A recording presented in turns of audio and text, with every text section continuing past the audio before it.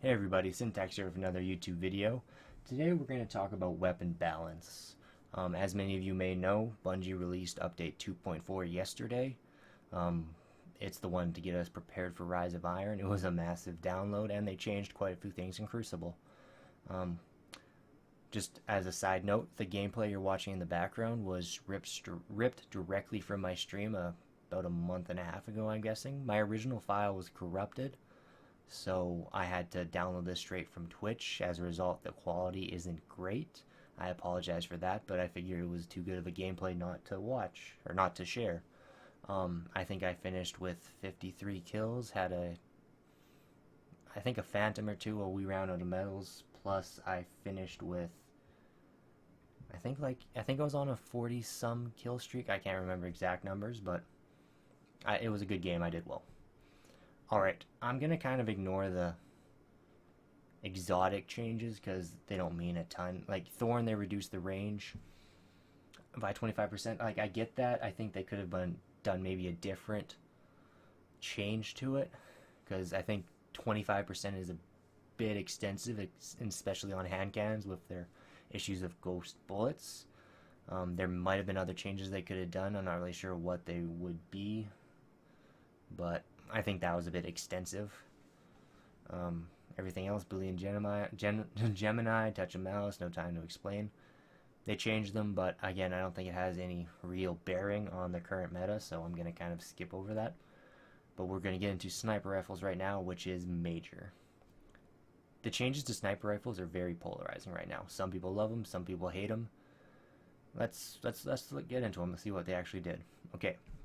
They reduced damage on mid-high impact 1,000-yard stare family sniper rifles by 6.95%.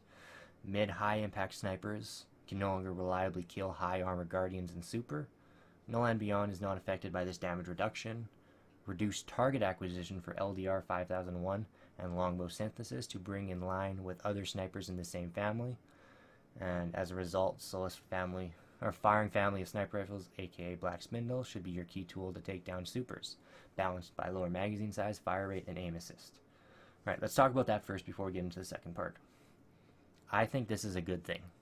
What they're trying to do, exactly what they say in that last little note, they're trying to incentivize higher impact snipers. Because currently there is no reason not to use that mid-high impact sniper rifle class. Yes, the only snipers available currently which fit into the higher impact are the Irene, which is, it's a very low aim assist, has kind of not the greatest scopes. People don't really use that one very often. And Black Spindle, which isn't exactly a PvP kind of weapon. You can use it, but your exotic slot is much better served by a Mida or a Truth, maybe a Last Word if you're sniping. It's like there's other things that people would rather use than that. Alright, back to incentivizing higher impact snipers. Because there's currently no downside to using an LDR, 1,000-yard stare, whatever that was, they needed something to change that. I think this is a good option. It doesn't change it too horribly, because I still think you do close to 190 damage to a super with a headshot in one of these, so it's a simple switch to a primary to finish them off, so it won't be a huge change. And it'll make higher impacts, which I believe will be coming in Rise of Iron, a better option to use if you want to shut down supers. It'll create more variation in sniper rifle usage, and I think that's a good thing. A lot of people don't like it, but in my opinion, it's good for the Crucible. This second change, this is the major one that I personally love that they did. Even if they didn't change any of the impact on the other ones, it's still, I would have been fine with just this. Maybe if they quickly, let's go back to that damage thing. There is one change that maybe I could have made if people really hated this, and that would have been lowering body shot damage and not critical damage. That could have been another change, which maybe would be like a middle ground between the people who hate this and love it, but I digress. Let's get back to Flinch. The second change, and the one that I really like. Basically, if you're shooting someone with a primary and they have a sniper out, it is now much more difficult for them to shoot back. I can't even tell you how many times I have been shot while the other player is one shot and I'm using a primary, they're using a sniper rifle, and they get that one bullet off to kill me. It's frustrating to go against. It just feels like the other player didn't deserve that. You have first shot, you're using a primary, you're moving around, you're strafing, you're crouching, and they still get that bullet off. It's demoralizing. I think this is a great change. I wish it came earlier, but hey, we have it for Rise of Iron. I believe it's going to make Trials a much more fun experience because people are going to be a little less campy because of it. They'll be using more primaries. You'll see more shotgun play. Like, I think it'll be a much more fast-paced game type. I'm excited for that. Auto rifles, they didn't do a ton. They reduced magazine size for the highest rate of fire auto rifles, like the Doctrine. I haven't seen a ton of Doctrines. I still don't really like it when people spam it for body shots, but hey, I don't see enough of them really for it to mean much to me. And they also increase damage to middle rate of fire autos by 1.5%.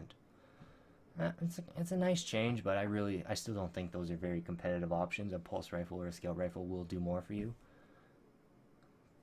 So I believe you should probably use one of those instead. But if people like those types of weapons, that changes for you. Shotguns. Fast firing rate shotguns were buffed slightly. I think they changed the damage for high rate of fire and middle low rate of fire shotguns by 2%. Again, they're still not going to be good as the high impact ones. No reason not to use them, especially when the Questland Conspiracy is perfect for that shotgun. So just use that. Pulse rifles. I'm really happy that they didn't nerf pulse rifles whatsoever. I'm kind of confused that they didn't buff high rate of fires or low rate of fire pulse rifles like the Spare Change.